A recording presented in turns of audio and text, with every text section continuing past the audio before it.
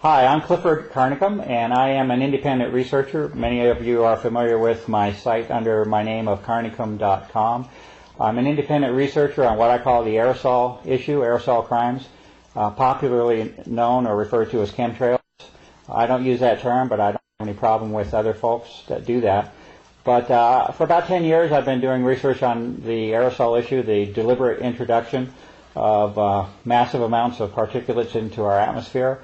Our purpose here today is not to debate or discuss the reality of that subject. It is to go into a much deeper subject, and that is the biological consequences of these aerosol operations, with a particular interest in a condition that has emerged that has been called morgellons. We will find that as I use this term, really any time in the future, and as well as now, I will put that term in quotes, and I think that'll become clear as we talk today.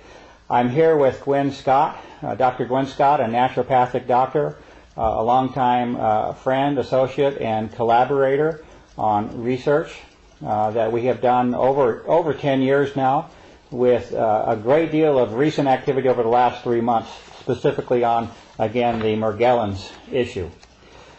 What I'm going to do today is take about 10 minutes and simply make the audience aware of a series of papers that I have written.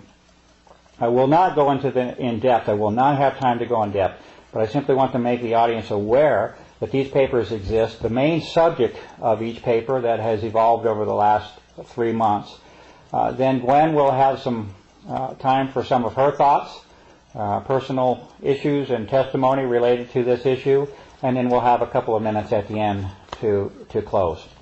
So my work will basically be a chronology, and my work on this issue started in August of 2006.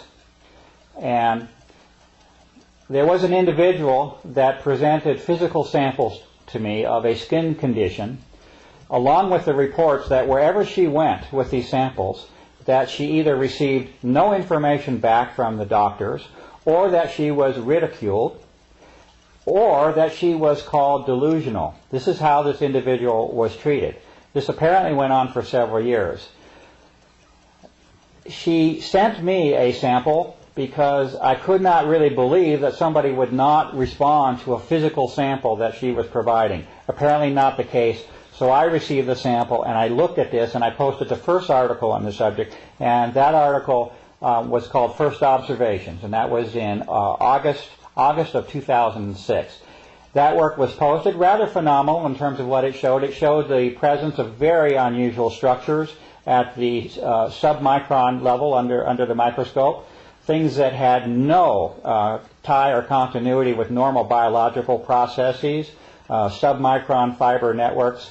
And at the same time, the term morgellons was emerging in more popular circulation about certain people that supposedly had a skin disease, and this is how it was framed, as a subset, a small subset of the population that had this skin condition, who, by the way, were generally being called delusional or crazy along the way. That work was posted along with an appeal for positive identification of the unusual structures that were being seen under the microscope at high power. That call went completely unheeded for a full year or more. Nothing happened in terms of any response to identification of these unusual biological structures. At that time, this would have been in November of last year, a second individual provided me with samples in a much more direct form. I had access to the individual, and numerous physical samples were provided. Those were also looked at in great detail under the microscope, and at that point it was different because I had a match. I had only had the one sample from one individual for a whole year. At that point, when the second individual came in, I had numerous samples to look at, and there was an exact match to the T, an exact match with that first sample of a year ago. And in the end, there are about 4 basic forms that are showing up on my side under the microscope. They are as follows. One would be what I call an encasing filament, or a bounding filament, a filament that is usually barely visible to the human eye, but within it a second structure exists, and that's a sub-micron network. So you have a bounding filament. A human hair is roughly on the order of 60 to 100 microns thick. This encasing filament is on the order of 12 to 20 microns. So you can see it with the visible eye. It has a similarity in appearance to a hair, but certainly you will find that it is not a hair when you look at it under proper magnification under the scope. So the second form is within the bounding filament, and this is a sub-micron network of fibers or filaments. The third form is that it's a coccus form, it appears. It appears to have strong similarities to what would be called a coccus bacterial form, a spherical form. These structures are measuring at the sub-micron level also. Approximately 1/2 to 7/10 of a micron is the best size that I can come up with. And the fourth structure is what I'm right now calling a hybrid form, and this is something which is somewhat in between. It's somewhat of a transition between the filament and that coccus form that I'm speaking of, although it's aligned more closely to the filament form. It's just not as long and not as irregular in its appearance. These are four basic forms which are appearing over and over and over. There is a chronology of papers on my site starting at that period of November of last year up until literally a couple of weeks ago, which continues to examine different biological samples from numerous individuals. And the work is at the point now where you have samples coming across literally all of the major systems of the human body. Examples would be samples from the hair, the scalp, dental samples, which Gwen will talk quite a bit about later. You have the same filament, and actually all four forms exist. Three of them commonly occur in the outward manifestation of the body. That hybrid form is occurring primarily in the blood samples, it appears. But you have a series of articles which continue to document the same forms over and over and over, crossing the hair, the dental and gum system of the body, saliva, the urinary tract, the ear, the blood, crossing all major functions of the human body. Now, the reason that this issue has come into prominence is because not only has there been a finding of these unusual, I call them pathogens, I can come up with no other term than that these are pathogens. These are invaders of the human body which cause ill health or certainly, I don't know how you can avoid the condition of calling it a disease in that sense, but Gwen and I have our own thoughts on this. But certainly the condition of the blood that I'm seeing over and over and over is not a healthy one.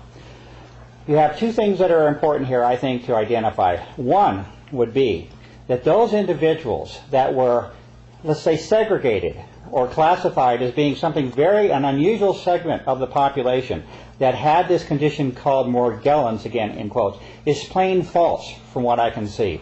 It is not, in the end, a small segment of the population that is to be isolated and segregated, as something unusual. In fact, the information and evidence is indicating that these same pathogenic forms, although they were originally found, it is true that those individuals that were classified as having morgellons, again in quotes, those individuals called these forms to attention. This is where it first was examined, because you had something physical manifesting outside of the body, skin for example. So it is true that these individuals called attention to the problem. However, when you start looking at those same conditions that were arrived at within that individual, it is seen that these same physical conditions are applying themselves, it appears, to the entire, or let's say to the general population. It's hard to avoid that conclusion right now. We have 18 individuals across 3 to 4 state lines that have contributed physical samples thus far, and the same identical pathogenic forms, again I can come up with no other proper term than that they are a pathogen, are occurring in these individuals. And the only distinction that I can make with the so-called morgellons individual is that you simply have an outward or visible manifestation or visible form with that individual. But if you get into the blood and you get inside the body in these major systems, the same forms are occurring with all. Okay? So that's certainly one of the main points that I wanted to make in terms of the distribution of this condition. The classification of morgellons as something specific to a few individuals appears to be entirely false, and the only conclusion I can come to at this point is that it certainly appears that the general state of health of the general population has been affected or degraded by the presence of these pathogens. The next important point that needs to be made is the connection with the aerosol issue.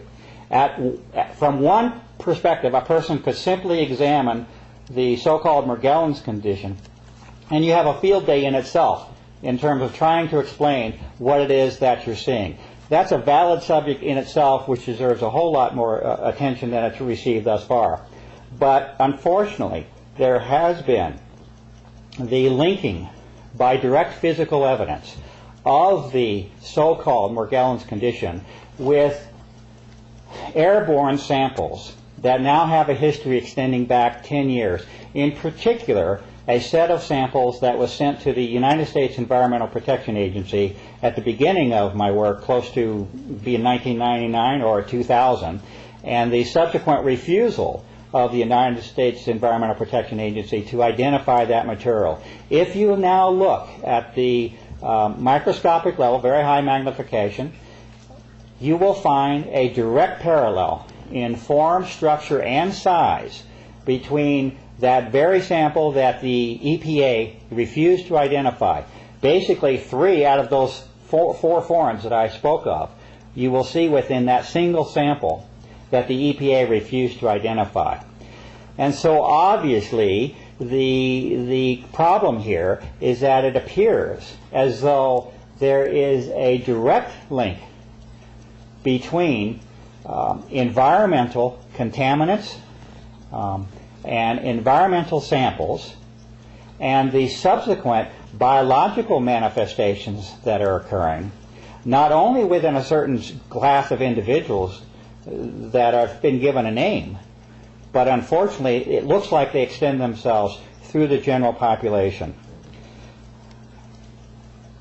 I'm going to pass right now this subject over to Dr. Scott to give her time for her thoughts, and then at the end we'll come back for a couple of minutes. And also I wanted to mention that I hope that in the future we can have a couple more sessions like this, but I wanted to open the door and at least get some general information out there, because there's actually indications that even the alternative press in some ways is not being, let's say, quite as open in the disclosure of some of the information as I think might be helpful to us. So, Gwen, I wanted to thank you very much for being here today. This time we're both under the camera. Last time we did some work with just you under the camera. Sure. But I wanted to thank you for being here and give you a few minutes to give some of your thoughts on this issue, and thank you very much. Well, I have to thank you, and I think every human on this planet, Clifford, has to thank you. You spent nothing but the last 10 years of your life with nothing coming to you doing this work. So on behalf of humanity, thank you. And also your beautiful wife, who's been patient unbelievably throughout this process. Thank you. Dovetailing what Clifford was saying, this is not a disease, folks, and that's a terrible misleading that's going on in Morgellons disease. I've been working with this, well, it's a network of things for a couple of 3 years now. At first I had no clue what I was working with, using my own body basically as a laboratory. And I began to see that there are a lot of components. Morgellons was just a name put on this because people were demonstrating something through their skin, as Clifford mentioned, which later under the microscope we begin to see very unusual forms. But it is a very compound, complex network of pathogens, organic, inorganic, and all kinds of things. Fibers, we have heavy metals, we have bacterias, funguses, viruses, all kinds of things that seem to be working somehow synergistically, none of them good to the human body and human health. I was able to touch base with one of the people who actually was involved in the design of some of this, and I think at the time he thought he was doing his country some good, and in retrospect now realizes perhaps not, and so he's trying very hard to help anybody who's conscious of what's going on. And he did tell me that most of these pathogens have been genetically altered, so that some your immune system doesn't even know that they're there. They're cloaked. They're different. They can overcome. And I won't go into specifics, but just to say these are not your average bacteria, virus, fungus, and of course heavy metals are not average in the human body anyway. And these fibers, these unusual fibers, are wires that we're seeing. People have said, well, where is it coming from? Well, clearly there's been enough air sample to know, and Mr. Carnicom Clifford just made that connection for us, through the air. And remember, folks, and this is something people forget, we've sort of disconnected. Hopefully we can reconnect with some very important things today. Whatever you breathe in is systemic or system-wide to your whole body in less than a minute. And these things that we're talking about here are very small, tiny, tiny, tiny particles. Goes into the lungs, go directly into the blood supply. No oversight. Nobody knows. This is a slow process of discovery. Can be changed on any given day without our permission or knowledge. So it's pretty disturbing when you think about it. But we do know that some of these, at least, are coming into us with deliberation through the air supply. I have been told by this same gentleman that it is also being delivered to us through our food supply, particularly commercial pre-processed, pre-produced foods. Something to think about in terms of your diet. And also, I have a personal belief, I have no proof, that perhaps through inoculation, willing inoculation for many years, I say willing, we were sort of told we had to get all those inoculations. But anyway, so there you go. One of the things I think that is most disturbing about these times, that even the people who are conscious or aware, if they're not demonstrating fibers coming out of their bodies, they go, well, I'm sorry for those people, but it's not me. What I am discovering along with Clifford over time here is that every single human that goes through a series of sampling and testing seems to have this condition. I don't even want to call it morgellons. It's a compound complex assault on the body. One of the couple of things, and by law, as a naturopathic doctor, I cannot diagnose or prescribe to you. But what I can do is educate you and share some of my own personal experiences. And one of those was I had a what I thought, bad toothache one day. It was so bad, I kind of went under the covers and said, help, to the higher kingdom. And it came to me that rinsing my mouth with red wine would help. And I did, and the results of that were astounding, terrifying, and stupefying. All of these fibers came flying out, and you can see that work on Mr. Carnicom.com website. You can see the photographs. That was probably 2 months ago, and to this day, twice a day, I do that therapy, and it continues to produce, perhaps not as much, but thousands and thousands and thousands. From the chin, the teeth, the gums, and that's something clearly. If you're interested, what I do is I put a little peroxide around the teeth and gums, and I use a little bit of dental floss to kind of get it in there, and then I vigorously swish one side of the mouth 5 or 6 or 7 times, and then move to the other. First swishing usually doesn't produce very much, but by the second or third swishing. This is not a recommendation or a cure or anything like that. But a simple in-home thing that you can do, test to see if perhaps you too might have some of this going on. Another something that you can do is take your own body temperature. One thing that has been noticed is that without exception, every human I have met, when they take a consistent body temperature testing every day, falls way below the normal 98.6 that we're supposed to be. There are people who are down in the 94, 95 range consistently. But most everyone, if not everyone, whose temperature we take ends up being very, very low. And that's something else you can do, and indicating that perhaps things are a little crooked. The reason I think this is important is, if not for yourself, okay, say you don't care about yourself, but I know you love somebody, you have children, you have a mom or a dad, a brother or a sister, you can just sort of look away or do the ostrich thing, but believe me, whether you and yours are dealing with the chemtrails, the aerosol spraying or not, it's dealing with you.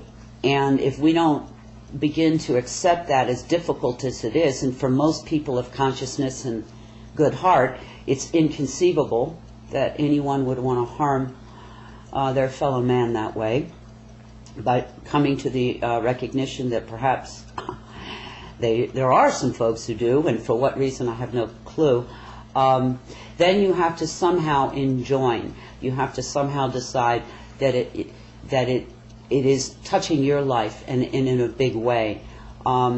Ways that I have noticed and been able to sort of track through myself and friends and family and clients is a sort of a premature aging, and that affects every body part. Hair loss, all kinds of things, joint pains. And as I go along on the discovery, I'm beginning to understand that more and more of what we associate with aging and ill health can be directly related back to this system, this very kind of compound, complex mix that's coming into us, all of them taking tolls on in one way or another.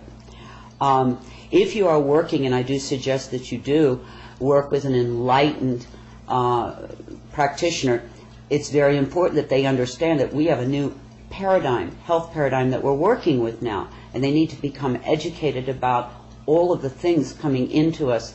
And if you go to Mr. Carnicom's website, I did post a paper there, a very extensive paper about my own personal journey through this, and in there's some suggestions. Please, not on your own, but work with an enlightened practitioner. You're welcome to take any of that information to him or her to help you and yours achieve optimum health. Just a few final comments. Everybody says to me, well, okay, what do I do? Well, I think the first thing you do is what you're doing right now, is becoming aware, educating yourself, becoming conscious, because knowledge is always the beginning. And then after that, follow your soul, follow your spirit, go and meditate, do whatever it is that you need to do, because everybody can contribute something positive to these times. So you'll have to find what your journey is and what your contribution could be. I would only say to you, to do nothing it would be sad, because every contribution means something. And I would also say it's hard not to get angry. It's hard not to come right back at it with anger and hatred, and they should, whatever, and all that stuff. But in my opinion, that it's that energy that got us where we are right now, and that even though this is so difficult to approach this way, to me it seems the only way, which is with love and compassion and kindness and all the light side energy, because in the end it's the most powerful, and I think can offset. The same person that came to me said so much of what's going on is vibrational, and if you look at Mr. Carnicom, Clifford's website, you'll see a lot about frequencies. And we know that anger and hatred and judgment all carry a very dense negative frequency, whereas love, light, compassion carries a different frequency. So that in and of itself is good medicine. As I go along through this process with myself and my friends and my clients, I will continue to update whatever observations I have about the nature and potential mitigating natural remedies that you can consider. As I said, please work with a professional healthcare practitioner. And in closing here, really, I just want to say, anybody watching this, bless you. Bless you for being conscious, and bless you for caring. And I know Mr. Carnicom Clifford has a few closing thoughts. Yeah, I just want to thank you very much, Gwen. And I hope we get the chance to meet again soon on this. And I suspect it might be helpful to have just more of a dialogue maybe the next time. But it's helpful to get some of the really just introductory. We're just trying to raise the issue on this. And one comment that with respect to this test that Gwen described with the wine, Unfortunately, this is not an anomaly. This does not appear to be something that is extremely unusual. It's unusual what is being seen, but this is not something restricted to a single individual. What has happened thus far in the tests that she has described, this is very real that we're speaking of, and this is why we're presenting this in a video. This is real, this is physical. And thus far there have been 18 people is our latest count, right? 18 people. We could essentially call this a random sample from across the country. Numerous states now have conducted this very same test. And I'm not a doctor at all, and I don't claim to be a doctor in any way. And I'm not offering a cure. In fact, we don't know 1/10, 1/100th of what is going on. But we do know that there is a specific physical test that has been established. Gwen is the one that discovered this.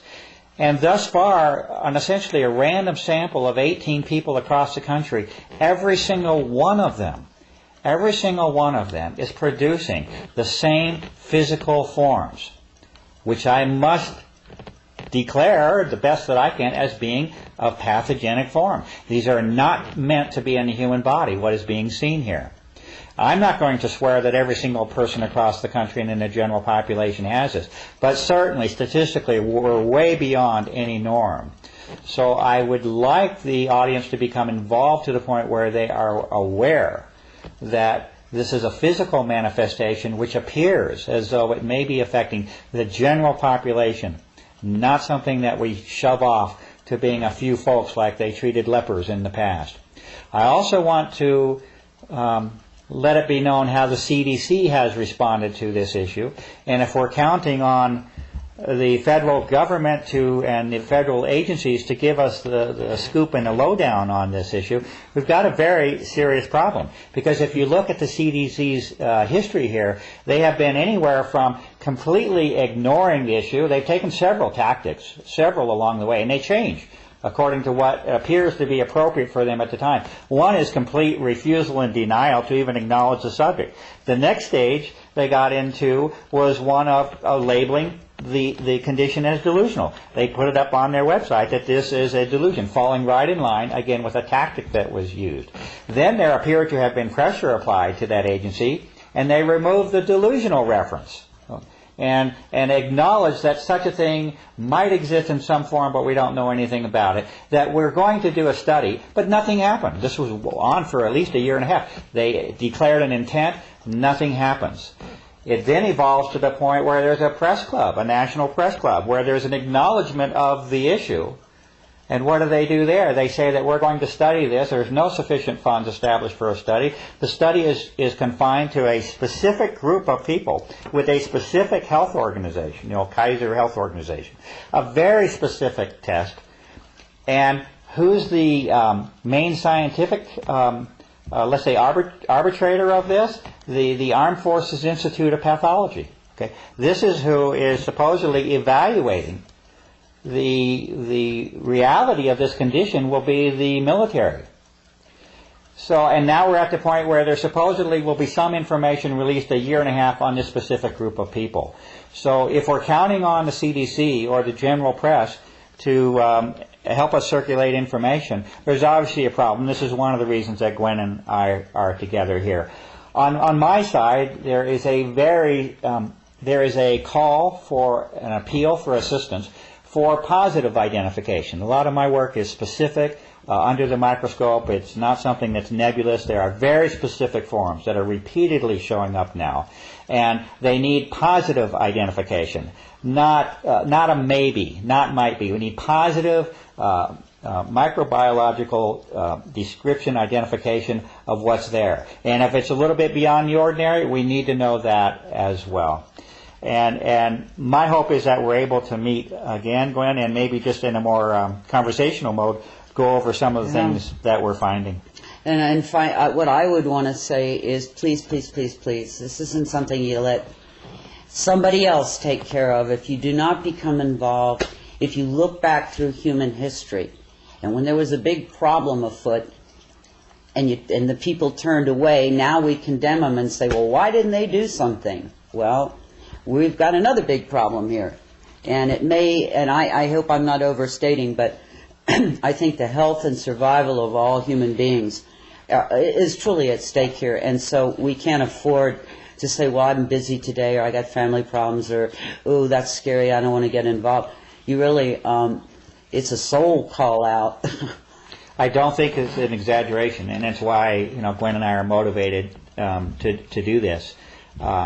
We're speaking of something which has the potential, if not actually already doing so, and that is affecting the general state of the health of the population. On the whole planet. Yes, and with a great deal of evidence can be attributed to very specific environmental operations and programs that are being conducted.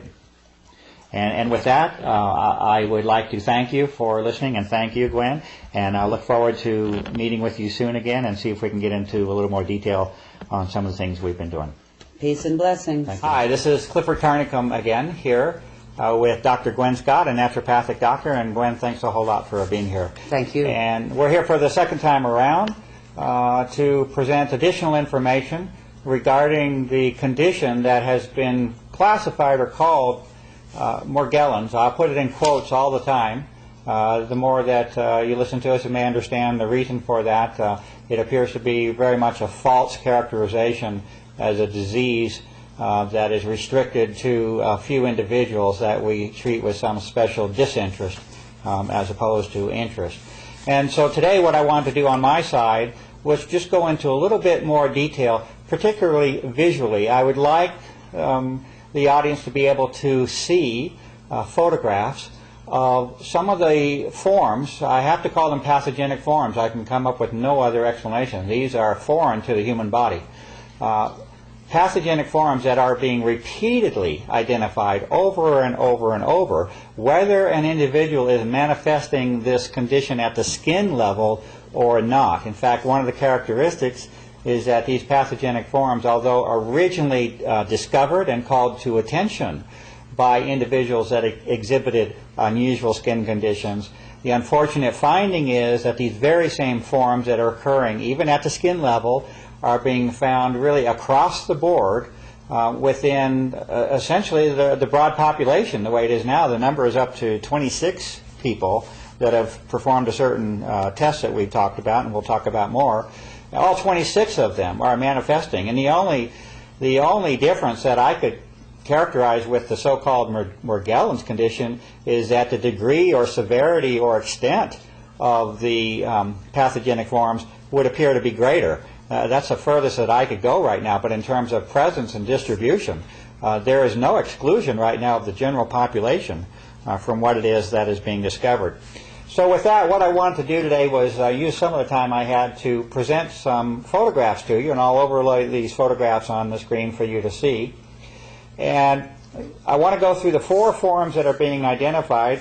My whole objective here is I want these things identified. That's just what this is about. It's not okay to say you're seeing something over and over in the human body that is clearly foreign and causes ill conditions, disease, or ill health, whatever you want to call it within the human body. Present this information publicly in a way that can be repeated over and over and over. Anything that I could do is quite easy to describe the methods. I won't say easy in terms of equipment. You need a good microscope here. But the fact is it's very much repeatable and could be done with anyone with adequate resources. It is my objective to have these 4 forms identified. I have mentioned them in the previous meeting you and I had, Gwen. Today I'd like to go over some of the photographs of these so you see them. These 4 forms that are being repeatedly identified are as follows. The first is what I call an enclosing or abounding filament. This filament will often exhibit itself from skin lesions. This is true. This is how they were first discovered. In the sores that appear on the skin, an unusual fiber form can appear. Of course, a casual person might think it's a hair, and this would be an argument that might be made initially. That won't hold up at all, will not hold up once you subject that to scrutiny or examination. The first form is this bounding form. A human hair is on the order of roughly 60 to 100 microns thick. The fiber that is showing up here at the skin level is on the order of roughly 12 to 20 microns. It's not fixed. There's some variability, but roughly in the order of 12 to 20 microns thick. The photograph that I'm showing you now, you see the basically exterior, the full size of that fiber. Now, what becomes unique then at this point is the second form. And the second form is contained, often contained, within this bounding or encasing filament. The second form is that of a submicron. Anytime you're dealing with things down at the submicron level, especially if you're breathing them, you certainly ought to have concern. We all know the attention that's been given to the presence of asbestos fibers in an environment over the years. Asbestos fibers measure on the order of 2 microns in thickness. If I start speaking to you of something that's being found, it shows every reason to be coming through airborne or respiratory methods coming into your system. At the submicron level, it certainly forms a basis for attention, investigation, and concern. And you will see within this bounding or encasing filament a submicron network. We're not talking about a single fiber. It is just absolutely packed with these submicron forms of parallel alignments of filaments. We'll talk a little bit more about similarity to fungus a little bit later, but let's just get through the pictures first. So that's number 1 and 2 of the forms. Number 3 is, technically we'll describe it as an oblate or a spherical structure. The best identification, and the size of this, size is important because it helps to identify microbiological forms. It's extremely important characteristic to be determined the size of something. You can often eliminate many things from consideration just by knowing the size alone. This particular oblate structure, best measurement I can come up with is on the order of roughly 5/10 to 7/10 of a micron. The best identification that I can make. I'm not a medical doctor. I will repeat that. There is no diagnosis being made here. There is no medical prescription or advice being made. I am acting as an independent researcher, providing my analysis and observation for information to the public. But the best identification I can make of this form is consideration of what is called chlamydia pneumonia, which is a rather exotic bacterial form. I am not saying this is chlamydia pneumonia. I am saying there are 8 conditions that I have established that have been matched that would establish this as a leading contender for examination for identification. Remember, I'm after the identification. The best that I can do right now is provide the imagery to you to establish a path for investigation. But chlamydia pneumonia is a candidate. Chlamydia pneumonia is in a very unusual and rather exotic bacterial form. If you look at the classification schemes, it's sort of totally separate from any generic bacterial form. And one of the reasons that it is unique is that this particular bacterial form lives within cells, okay, intracellular. That is a remarkable property when you're talking about the immune system and its ability to detect the existence of a foreign element. If it's within the cell, you've complicated your problem a great deal. Chlamydia pneumonia is involved with many, many diseases that are certainly characteristic of our times and that are increasing in frequency and distribution, and let's say not exactly an explainable way. I will offer that as at least a leading contender, not restricted to, as a contender for examination or identification of these forms.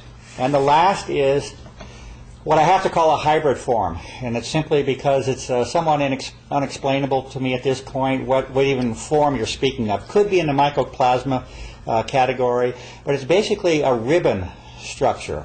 Has some similarity to a filament network, but certainly not anything of the uniformity of the second form that I've described to you. And this particular form will exist also repeatedly within the blood samples that are being done. It's also true that these 4 forms are showing themselves across all major systems of the body. This is not something we're talking about that's restricted to a skin fiber.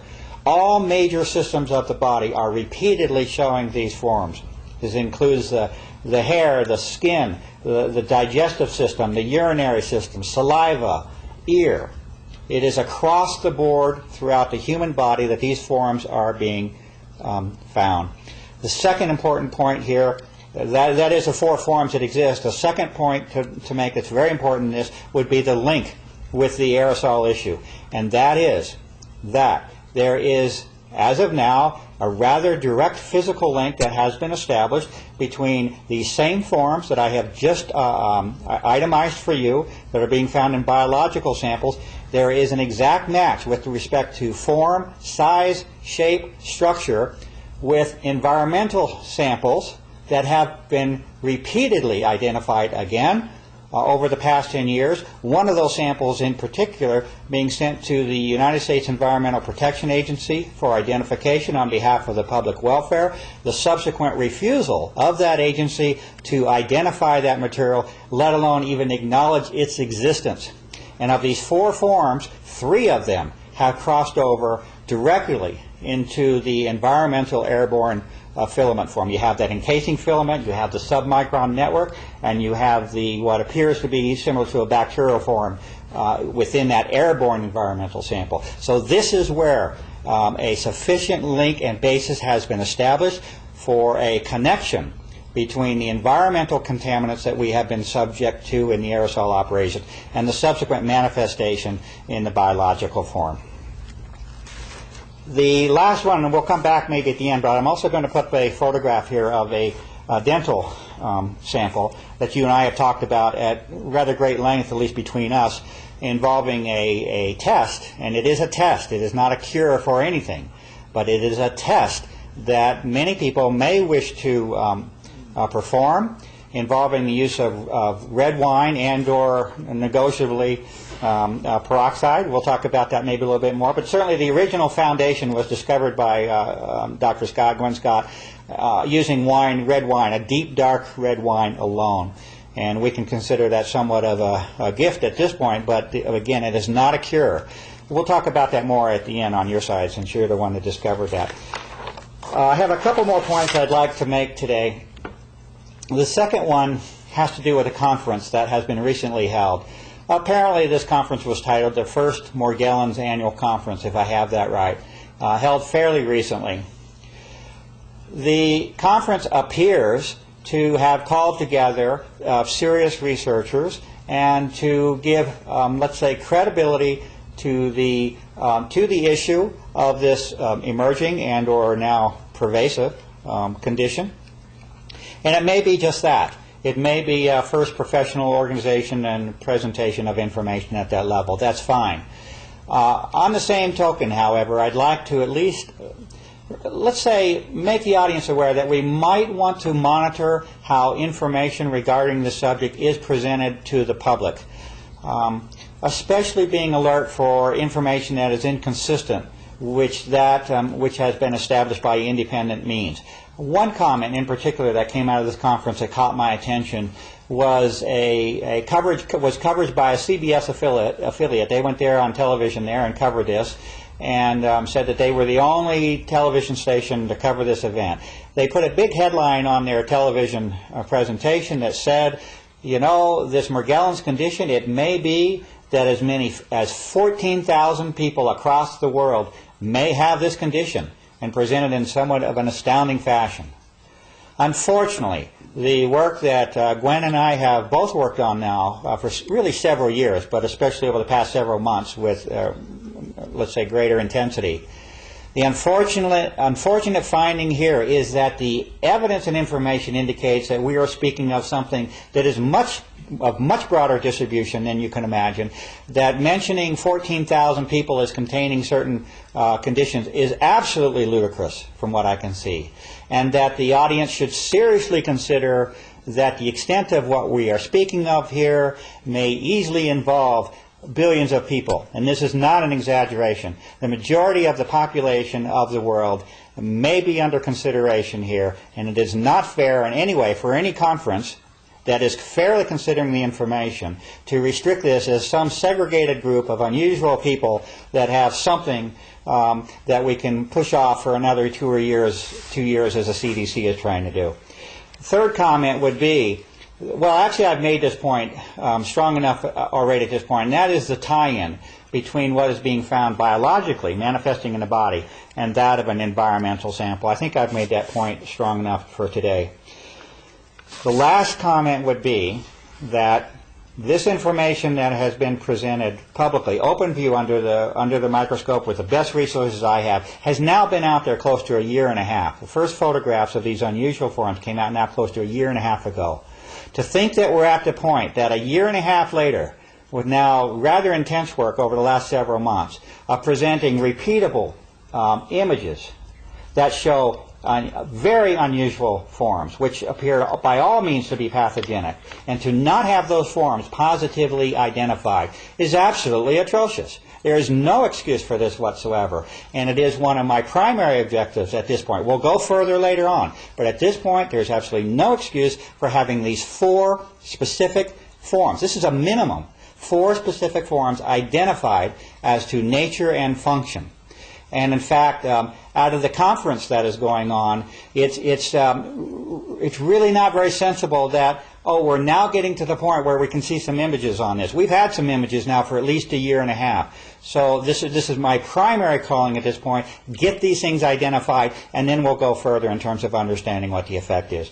And with that, and the last thing was that there has been no suitable identification thus far. It's totally void, basically, of clarity and definition. And with that last comment, I'd like to pass things over to you, Gwen. I hope I didn't infringe on your time there too much, but we're going to do this again as much as we need to get the information out. So I thank you very much. Take all the time you want, my friend. Okay, I have some new developments using my own body laboratory, which is what I've been doing all along, and friends and family and whatever. But before I talk about that, I will say, since our last discussion, I did have a gentleman who was involved in the design of some of this call me, and when he was involved, he said, you know, he felt he was doing something to help the soldiers in the field in this country. He was told that these things would be sprayed, aerosol sprayed from planes on the enemy, and they would save soldiers' lives. And then it occurred to him, when he became aware and began to see Clifford's work and other work, that, oops, you know, maybe that's not the case. So now he's trying really hard to help out anybody that he can find that's trying to do the work. And he explained something to me that I knew, but I had kind of forgotten, which is every organ in your body has a specific frequency, and it operates at that frequency. And when you interrupt that frequency electromagnetically, you can create all kinds of serious, even unto death, problems. He also talked about areas of the brain and mind control. And as Orwellian as that may seem, apparently scientifically it's very real. And we know from Clifford's work for years now the electromagnetic properties of what's happening in our air supply as a result of the aerosol spraying and the manipulation of that.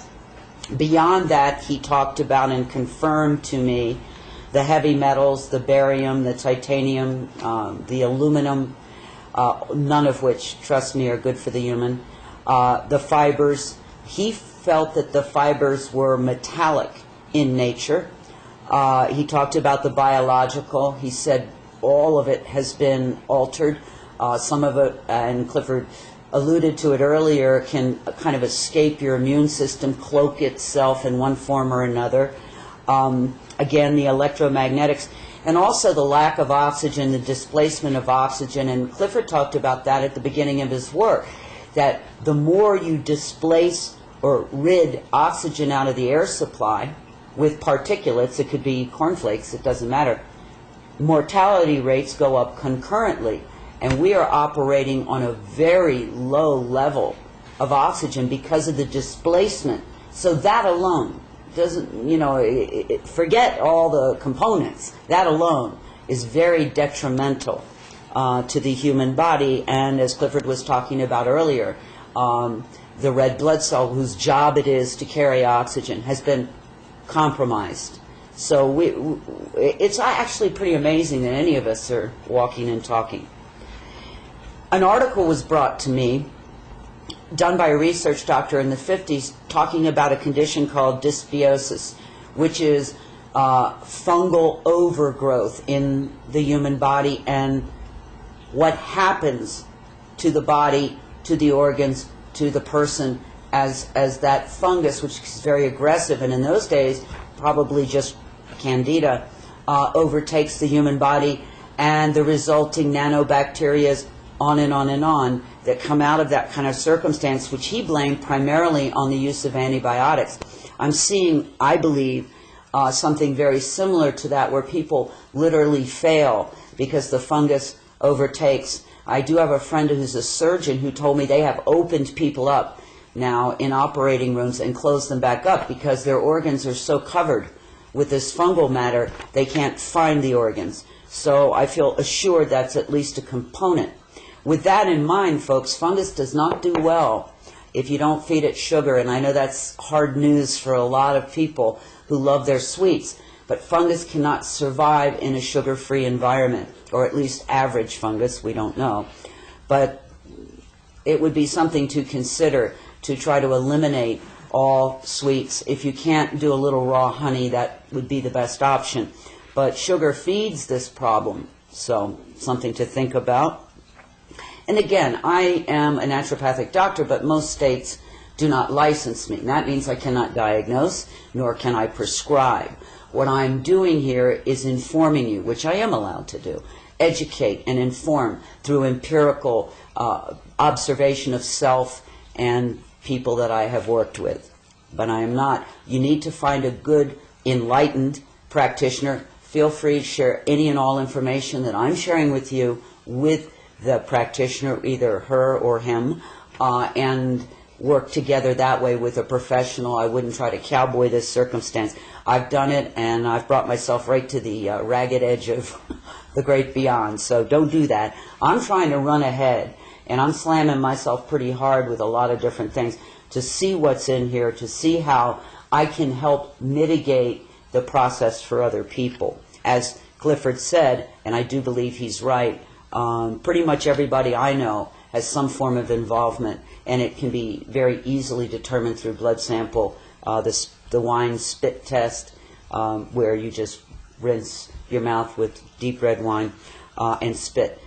So that said, when you begin to follow Herring's law of cure, which is brilliant, top to bottom, into, out, cure, into, out, and in the reverse order in which it came in, you begin to demonstrate on a topical level. And I've had a lot of people get in touch with me with these horrible rashes, itchy, burning, stinging like glass shards. And I'm very familiar with that. I'm currently dealing with it because I've been pushing very, very hard.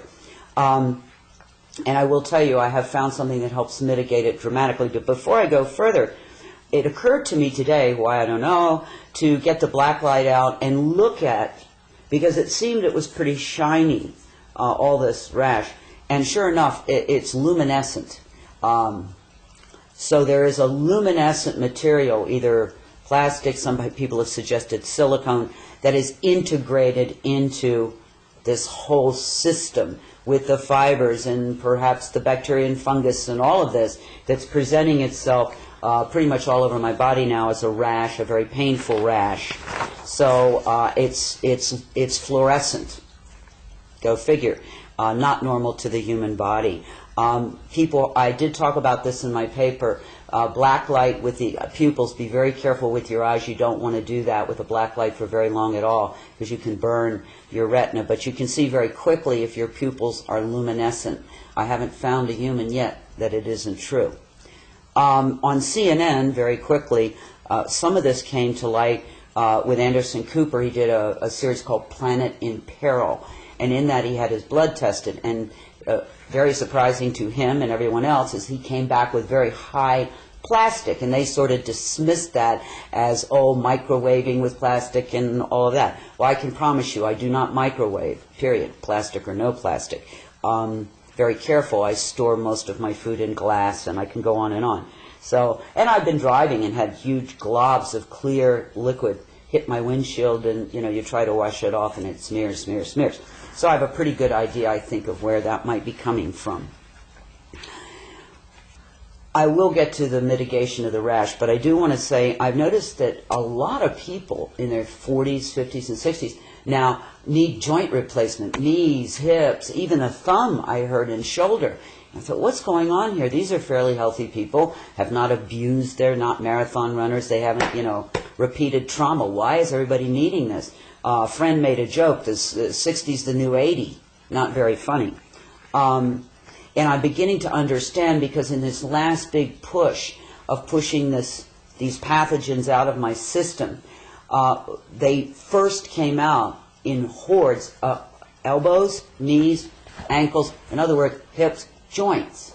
And I can't help but think, I have no proof, but they were residing in those areas and perhaps causing me a lot of problem, and maybe the degradation of those joints. It certainly doesn't have to do with, are you taking a calcium supplement? Believe me, calcium does not even go into cartilage. So neither does blood. So it's something getting into the cartilage, maybe the synovial fluids, and compromising those systems. Best out. Best to get these things out. Some things I have found helpful. We'll get to the helpful part here. Full spectrum digestive enzymes seem to be very helpful, because a lot of people are having gastrointestinal concerns. So your local health store should have full spectrum digestive enzymes. Again, please avoid all sugar, and you probably want to add in garlic is an excellent antifungal. Well, garlic's full spectrum, antibacterial, antifungal. It's really good if you can find those things and hit everybody at once. Garlic, Pal d'Arco tea and capsules I found very helpful.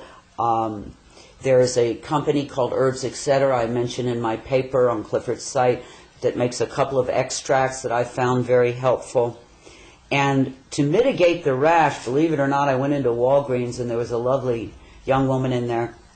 And she said, she knows I'm a naturopath. I have a new cream from Israel, and it's all natural, and it's wonderful. And this is what it's called. It's called Yes to Carrots. Now, I don't have any financial connection with this whatsoever, or any product I ever talk about. Okay, let's just get that straight.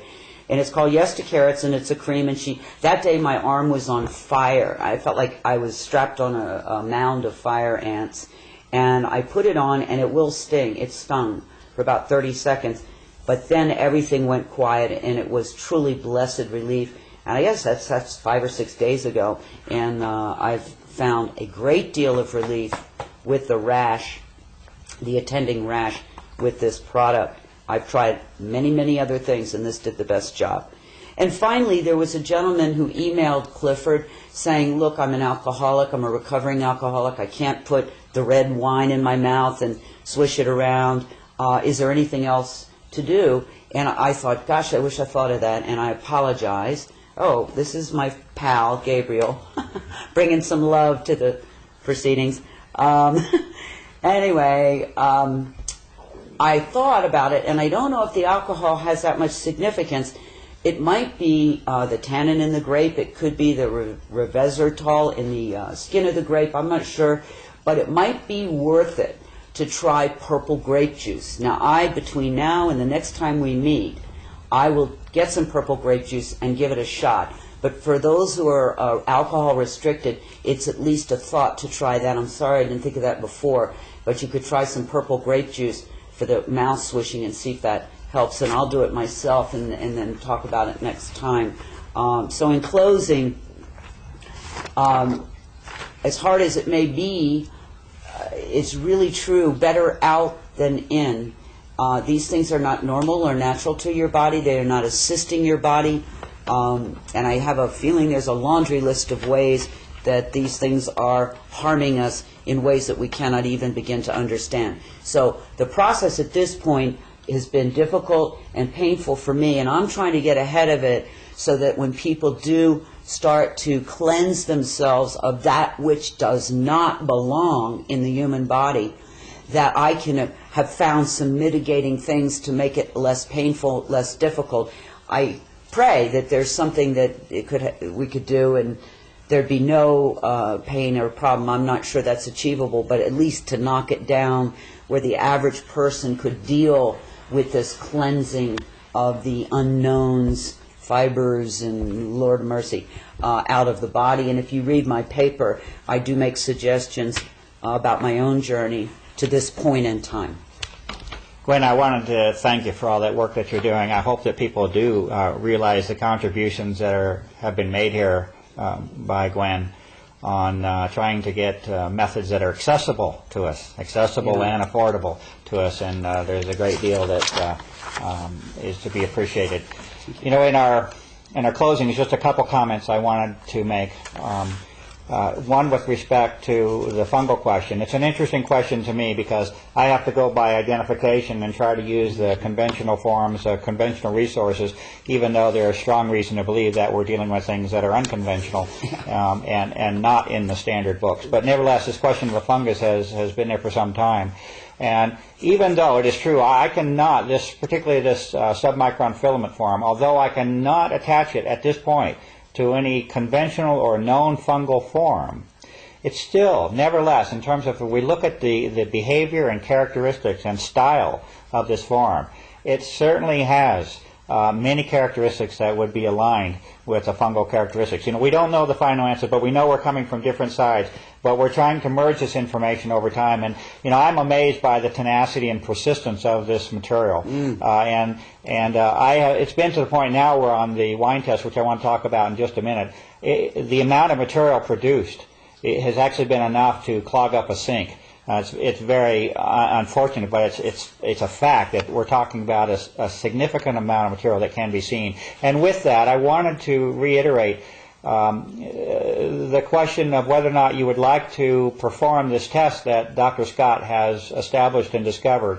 And it is a test. It is not a cure at all. For those that are refusing to disclose this information because they're worried about liability, there is no concern on my side about presenting the factual truth, and especially if it's observable and repeatable. And this is a test that you have discovered and established, which leads one to ask for themselves and to answer the question for themselves as to whether or not the issue that we're speaking of is real. And I'm going to put a photograph up here at the end that shows the results of that test, and it's quite simple, you know, using the wine as you described. People can look at the site or your paper, but it's basically swishing, gargling your mouth with a dark red wine. Again, controversial with the peroxide thing, whatever the mix is. But this is real physical material that we're speaking of.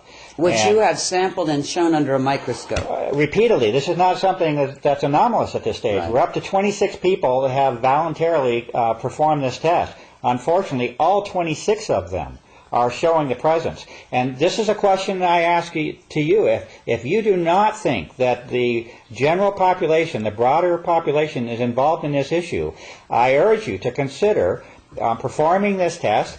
If you do find that your gums and mouth expel any material, solid material of a fibrous or stringy network after you perform this test, I encourage you to start asking some very serious questions. What is the nature of that material? Why is it there? And then also you figure out how to get rid of it, and we've made some progress. And with that, I wanted to thank you very much, Gwen, for being here again, a second in a series, and I hope to continue, and we'll get the information out as best as we can, and thank you very much.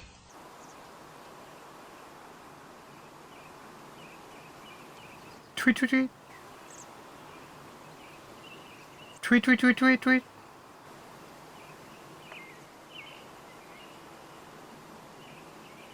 Ooh, ooh, ooh, ooh.